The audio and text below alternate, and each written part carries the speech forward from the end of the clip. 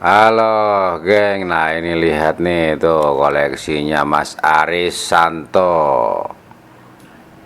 Ngerih ini, udah garasi harta karun Vespa. Oh, gila nih orang. Ada eksklusif, ada PTS, ada Sprint, Excel, banyak. Dia tuh punya koleksi. Ini kita akan berbincang-bincang dengan Mas Aris ini loh di garasinya sebentar lagi di channel kita ini di Kolaborasi TV.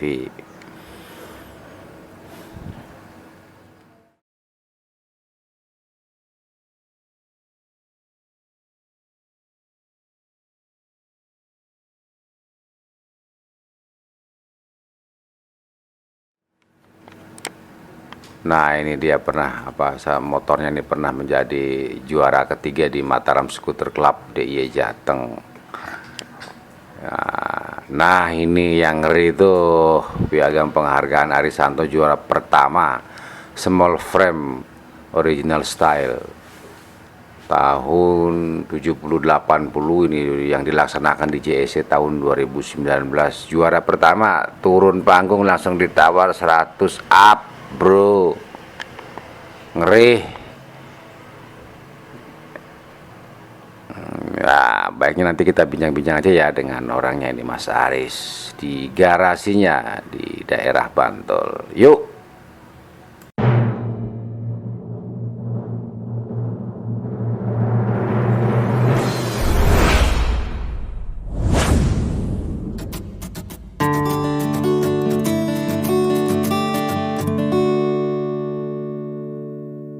Assalamualaikum warahmatullahi wabarakatuh. Waalaikumsalam warahmatullahi wabarakatuh. Geng, kita ketemu nih di senja yang rodok demek. Ini kita Syahdu ya. sahdu ini. Sayang duit nih sahdu.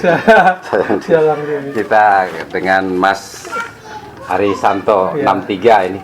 Siap. Kita akan ngobrol-ngobrol khusus tentang Kongo yang menjadi salah satu koleksi favoritnya Mas Aris. Ceritain dong Mas ini soal sejarahnya gimana dulu Kongo itu bisa ada di tangannya Mas Aris ini. Ceritanya sekitar beberapa puluh tahun yang lalu lah. Sekitar tahun 2004. Waktu itu aku dapat Vespa itu di Jakarta. Waktu domisili saya masih singgah di Jakarta. Di situ ada pertemuan lah antara saya dan Kongo itu lewat almarhum bapak saya. Pada saat itu ya Vespa itu bener-bener terbengkalai, dongkrok, gak kerawat, nggak karu-karuan pokoknya. Berada di tempat rongsok waktu itu. Barang rosok lah. Barang rosok di daerah sekitar pinggiran Jakarta, daerah Bintaro, Pondok Aren lah waktu itu dapat di sana. Dengan keadaan mengenaskan pokoknya. Banyak ketibanan rontokan-rontokan, cor-coran tembok pokoknya. Tak bilang ini Vespa apa patung, tak bilang gitu. Sebab teksturnya udah batu, banyak ketiban batu ya. Sudah membatu lah gitu. Batu. Karatnya juga banyak. Banyak pasti. Oh, ya. Sengaja saya coba bujuk yang punya untuk kira-kira saya siap nggak untuk meminangnya, ya, siapkan duit. Ternyata ya dari pemilik ya bersedia lah dengan rayuan-rayuan lah dari almarhum bapak saya yang cukup sulit sih awalnya karena ada waktu itu satu anaknya yang nggak setuju untuk dijual. Oh karena anaknya juga mungkin suka juga ya? Mungkin suka itu, cuman karena udah kebanyakan barang-barang rongsoknya sih, jadi di antara kendaraan-kendaraan yang rongsok di tukang rongsok itu Vespa cuma itu, yang lainnya Jepangan semua. Jadi anak kayaknya fokus di Jepangan itu, makanya almarhum bapak saya bisa lah merayu untuk saya untuk bisa meminang Kongo itu. Ya lumayan lah dengan harga yang terjangkau pada saat itu sih. Tahun berapa itu? 2004 ya. 2004. Wah, 2004 sih memang lonjakan belum seperti sekarang ya harga Vespa itu ya. Dalam keadaan mati atau hidup tuh Vespa waktu itu apa Kongo itu? Mati. Keadaan mati, aku beli bayar itu ya dorong sampai rumah. Dorong. Nggak dipakai gerobak atau pakai apa losbak gitu enggak ya? Enggak, jadi Didorong aja. dorong aja pakai di stut lah. Aha. Bannya depan belakang dikompak, Mhm. ya udah di stut pakai motor, ya udah. Ya, ya. Jadi beli itu nggak dengerin suara mesinnya sama sekali. Sampai di rumah nih, kongonya itu diapain? Ya, jadi buat pekerjaan rumah lah, jadi PR. Nah, Jadi ya semua diturunin mesinnya, tangkinya dibersihin, semua pakai solar itu dibersihin semuanya. Begitu bersih dirangkap-rangkap lagi ya alhamdulillah hidup normal sekarang, bisa ikut eksis sama Vespa-Vespa yang lain lah. pada saat itu ya, pada saat Kongo itu dibawa, kepikiran nggak sebelumnya ini suatu ketika jadi harta karun nih? Atau memang sebenarnya nggak ada pikiran ke arah Nggak ada ya? karena Pokoknya suka aja. suka ini. aja.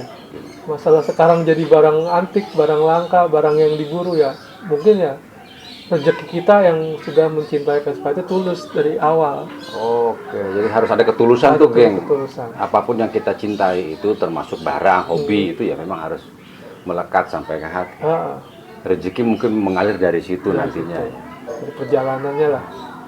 Gitu.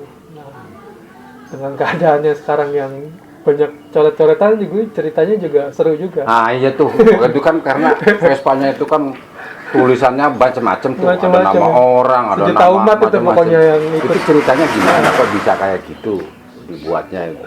Nggak dicat seperti aslinya gitu. Nah, jadi ceritanya awalnya itu rencana itu dulu 2005-an kalau nggak salah. Itu mau rencana pengen dicat ceritanya, dicat, terus saya klotokin dulu sampai jadi kaleng, udah sambil nabung uang untuk bisa biaya repaintnya waktu itu lah. Nah pas saya bawa jalan-jalan itu ada satu teman yang tangannya ya pinter lah untuk gambar-gambar.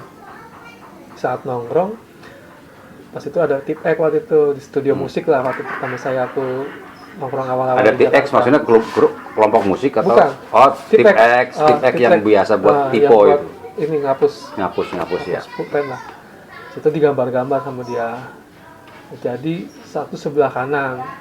Nah, di blok tuh sama dia kayak titik-titik itu tuh. Nah, tak lihat kayaknya bagus juga ini. Ya udah, tak suruh teman-teman. Ini mau dicat nih. Gambar-gambarin tak terserah kamu lah, tak bilang. Pokoknya bebas, tak bilang. Syukur-syukur bisa bagus, tak bilang. Ya udah. Dari satu tongkrongan digambar seperti itu, aku pindah tongkrongan lagi ke seandainya dari Ciledug ke Cilandak, tongkrongan lagi, lihat tipek lagi, lihat Vespa itu lagi, digambar lagi. Habis itu aku nongkrong lagi ke Bintaro, tempat teman lagi, teman sekolah dulu, digambar lagi dengan desainnya dia. Pokoknya di Jakarta itu aku banyak singgah di tongkrongan-tongkrongan lah pada saat itu. Dan semuanya Ikut menggambar. Jadi pas udah jadi, ini yakin nih, udah jadi keren begini, mau dicat. Menurut kamu gimana, katanya gitu? Nggak usah, menurut saya begini aja lebih keren, ya bilang. Karena yang glowing itu udah banyak, yang cat-cat mulus, yang detail itu udah banyak. Tapi yang seperti ini kayaknya belum ada. Itu yang bikin uniknya di situ. Bikin uniknya di situ.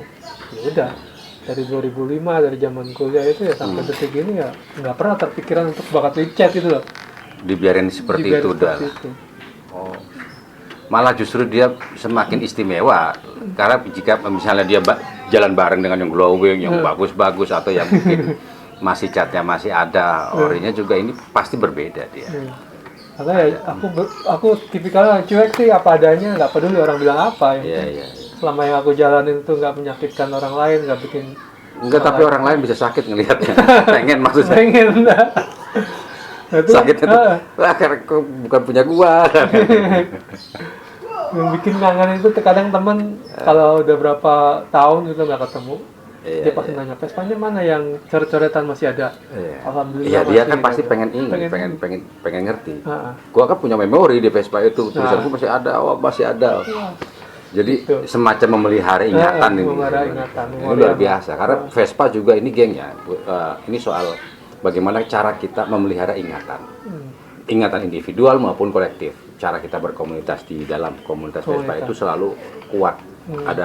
Ada dimensi aspek persahabatan lah di situ, persaudaraannya. Nah, ngomong-ngomong gini Mas Aris, itu Itu Vespa pertama ya yang dimiliki? Iya. Atau sebelumnya punya? Sebelumnya itu punya juga sih. Punya orang tua lah waktu itu orang ya? tua waktu itu. Jadi, orang tua punya. PBB waktu itu tahun 63 juga, tapi bukan Kongo. Dan itu ya sempat nyobain warna-warna macem-macem lah. Udah puas dengan warna-warna glowing tuh, aku ngerasain sering lah gonta-ganti warna. Iya, iya. Hanya dengan Kongo dibatikin gini, ya udahlah, ini titik puncaknya warna itu di sini lah bilang gitu. Ada kepuasan yang berbeda dari Iya, yang lain-lain. ada kepuasan.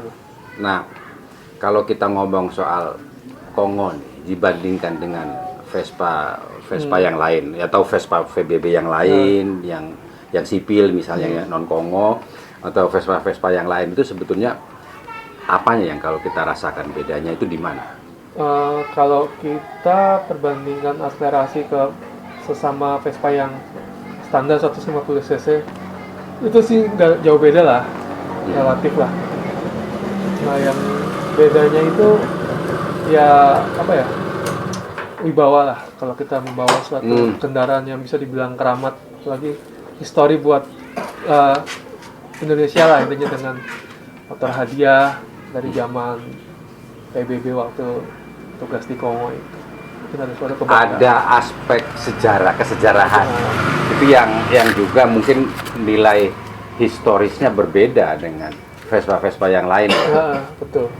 Jadi punya Kongo itu memelihara sejarah. Betul.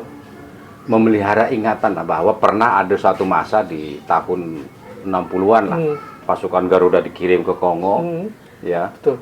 Lalu mereka yang memang dikirim ini mendapat hadiah Vespa itu, dan itu yang bikin mahal tuh di sini. Historinya. Nah, ngomong-ngomong soal nilai, soal mahal tadi, itu pernah nggak orang misalnya, ini dilepas nggak mas, ini dilepas nggak bang, misalnya, atau gimana? Kira-kira, atau pernah ada yang mungkin to the point aja, udah ini sekian gitu. Ya ada sih, godaan-godaan saat saya mengendarai Kongo itu banyak orang yang pengen meminang lah, goda-goda dengan rupiah, dengan tukar tambah. Berapa tuh kira-kira? Yang paling tinggi aja deh, jangan yang paling rendah, yang paling tinggi. Paling tinggi itu pernah sekitar 100 up lah. Oh gila tuh, gila loh. Seharga rumah loh, ini bisa 200-an sekarang. Ngeri. Itu baru satu Vespa tuh ya, padahal banyak banget loh Vespanya. Titipan ilahi semua. Ya kalau soal titipan ilahi itu ya, iya. Tapi maksud saya pasti ada apa, kita sebagai manusia juga kan dimiliki karunia, salah satu di antaranya kan punya hobi gitu, sesuatu yang kita tertarik dengan sesuatu, apapun hobi itu kalau ditekuni kan pasti menghasilkan. Mungkin jalan rezeki kita bisa juga dari hobi itu kan. Betul. Nah, sehari-hari di luar ngurusin, maksud saya gini, ada banyak Vespa nih di garasinya Mas Aris gitu. Saya pernah dengarkan Mas Aris juga montir dulunya ya. Iya, pernah. Terus apa juga itu menjadi sesuatu yang ditekuni harian atau berbeda dengan? Kalau rutinitas harian, saya coba lagi mau fokus sama membuat plat nomor vintage lah.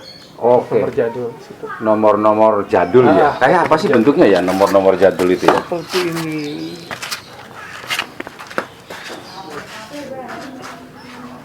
Jadi benar-benar vintage ya. Jadi kayak kembali ke masa 60-an. Nah, seperti ini loh, geng. Bentuknya. Nah, ini karatnya, ini karat asli loh. Bisa bisa diuji di lab. Bisa walaupun awalnya baru banget, cat baru, kemudian jadi berkarat seperti ini. Memakan waktu berapa lama sehingga dia tampilannya bisa sejadul ini nih? Kurang lebih 1 bulan, tergantung cuaca juga sih. Oke. Kadang cuaca juga. Dan pasti ada proses kimiawi ya. Kimiawi. Dan masih ada campur tangan sang pencipta lah. Dan banyak ya konsumennya ini ya. Alhamdulillah. Loh, di Jogja itu ada berapa banyak yang punya usaha seperti ini? Kayaknya baru saya. Nah, geng, di Jogja itu semua orang yang punya Vespa kalau pengen jadul-jadulan tuh pasti kayak gini misalnya, itu ke Mas Aris. Instagramnya di Arizanto 63 itu. Iya. Bisa dihubungi di situ itu, bisa ini. Nggak mahal kok. Murah. Paling sekitar 500-an segini. Jadi sepasang ya, depan belakang itu ya. Luar biasa ini. Dan nggak mau bengkel dia, maunya ini lebih bersih katanya, nggak kena oli kalau pakai ini. Bengkel paling bantu-bantu teman aja. Oke ya, seperti saya misalnya. Atau Mas Apri yang Mas kesini. Apri. Tapi gitu. Nah setelah Kongo, terus menerus ya punya ketertarikan. Iya. Misalnya ngoleksi apa lagi, apa yang belum punya, apa paling tertarik selain Kongo apa? Paling tertarik ya small frame sih, PTS. Ada satu Yang mahal lagi dong itu, yang sekarang itu udah harganya goib semua. Itu makhluk gaib. gaib. Nah, punya ya berarti ya? Ada satu PTS sama spesial, ada satu juga. Oke. Nah, mungkin suatu ketika lah ngomong itu ya, karena saya dengar juga kan PTS-nya pernah juara ya. Iya, pernah. Yang putih itu ya? Yang putih itu ngerasain juara 1 ISF 2019. Nasional itu? Nasional. Itu pasti harganya kayaknya bisa lebih ngeri itu harganya tuh kalau udah juara itu ya. Pernah juga ditawar juga tuh. Ya, tawaran ada lah, cuman belum. Masih rahasia nih ya? Rahasia. Oke. Dan ori? Ori. Luar biasa. Ini yang jadi geng hobi apapun ternyata kalau kita tekuni dengan serius, didasarkan pada kecintaan terhadap hobi itu, ternyata bisa memberikan jalan buat kita juga untuk rezeki kita sendiri.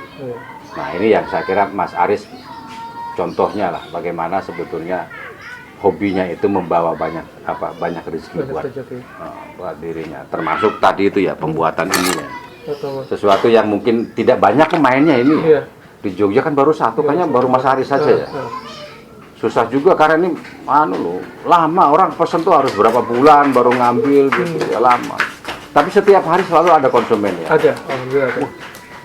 Berarti setiap hari tuh bayangkan 5.000 sehari itu kali 30 hari udah gede banget dong. Itu 1 bulan bisa beli Vespa 1 lagi nih. Wah luar biasa Mas Aris ini. Top. Di luar itu Mas, di luar misalnya, ini enggak ya? Servis memang udah enggak lah. Enggak, paling bantu-bantu teman aja kalau servis. Kalau itu ya hanya sifatnya membantu lah, bukan sosial, tidak. Sosial. Tidak dalam konteks membuka servis saja. Sosial. Bagi-bagi rezeki lah ya. Bagi-bagi rezeki apa yang aku bisa lah intinya gitu. Luar biasa.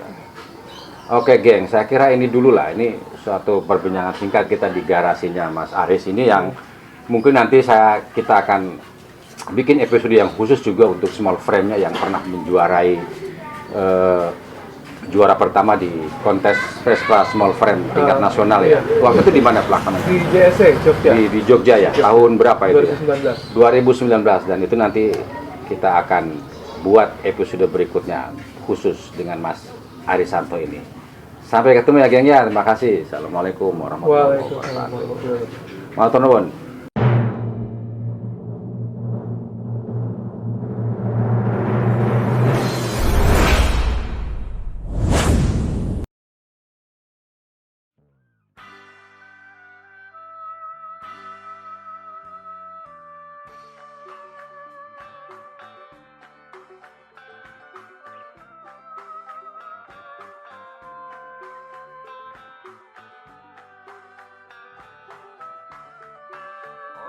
Salah yen kowe do salah duka wong saiki seneng itu membo wong siji ning jenenge gonta-ganti sok jumirah, sok juminten, sok jumali. Ora genah yen mung waton sulaya. Niat apik apa milih ora cetha. Nyolowati ujuk-ujuk do makili sok jumirah sok juminten sok jumali ganti warna mesti